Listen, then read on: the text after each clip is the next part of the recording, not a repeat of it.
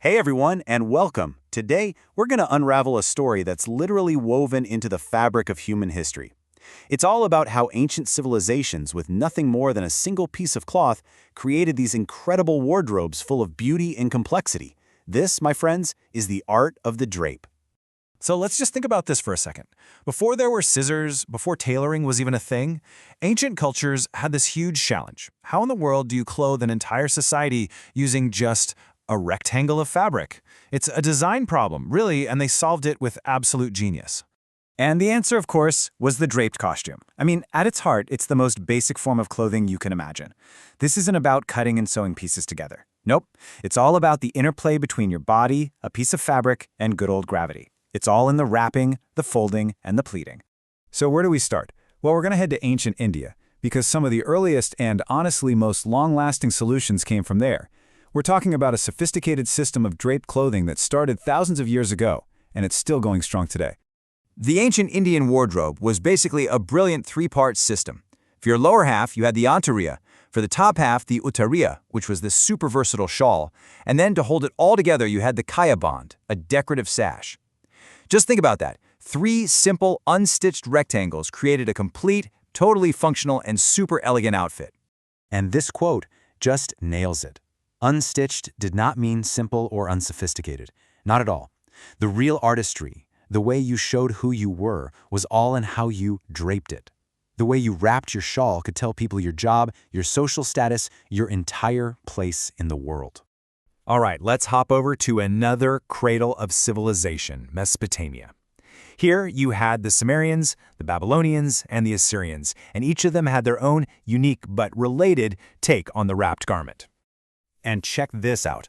This is one of their earliest major styles, the Sumerian konakes.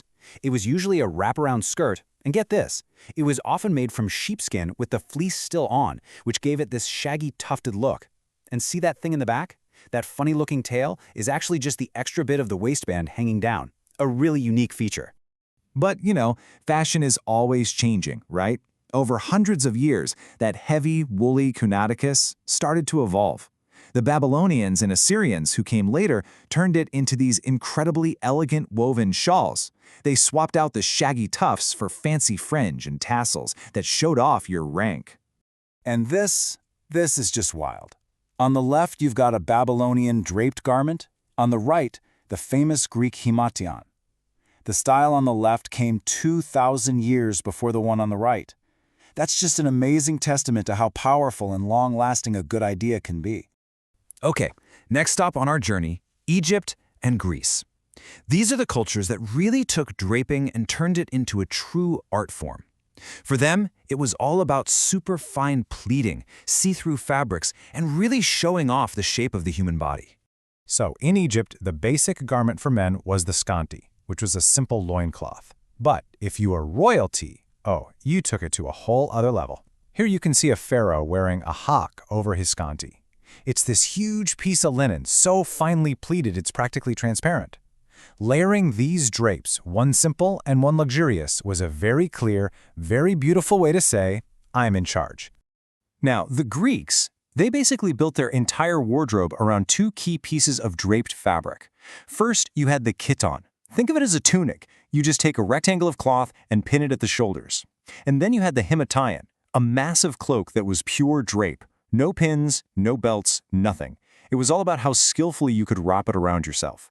And this statue of the orator Demosthenes, it just perfectly shows how versatile the Himalayan was. It was like an all-in-one garment. If you draped it one way, it was dignified, formal wear. Wrap it another way, and it's a warm cloak to keep you out of the cold. You could probably even use it as a blanket at night. But if we're going to talk about one draped garment that became the absolute symbol of an entire civilization, we have to go to our final stop. We're talking about the Roman toga. For the Romans, this was so much more than just clothing. It was the very fabric of who they were. See, the toga had all these strict, complicated rules.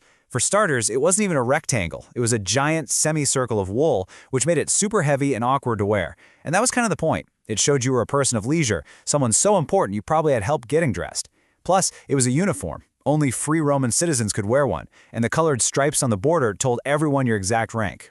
And you could just see here how incredibly complex this got. Wearing a toga the right way was a skill you had to learn. While the men were wrestling with the toga, women wore the pala, which was a large rectangular shawl, a lot like the Greek himation. But for both men and women, these garments were a public statement. I am Roman. So we followed this simple idea, just wrapping cloth around a body, all the way from India to Mesopotamia, Egypt, Greece, and Rome. But this isn't just a story about the ancient world. Not at all. The legacy of the drape is still all around us. The story absolutely does not end with the fall of an empire.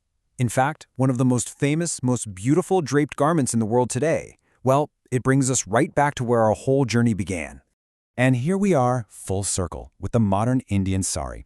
It's an unstitched piece of fabric, sometimes up to 9 yards long, and it's a direct descendant of the ancient Antaria and Uttariya. That decorative end piece, the pala, gets draped over the shoulder, and the specific way it's draped can actually tell you which part of India the wearer is from. It is the living, breathing legacy of this ancient art. So, what does all this ancient history have to do with us? Well, just look around you. That scarf you wrap around your neck on a cold day, the shawl you might throw over your shoulders, even the robes people wear at a graduation ceremony, they all carry an echo of this ancient idea.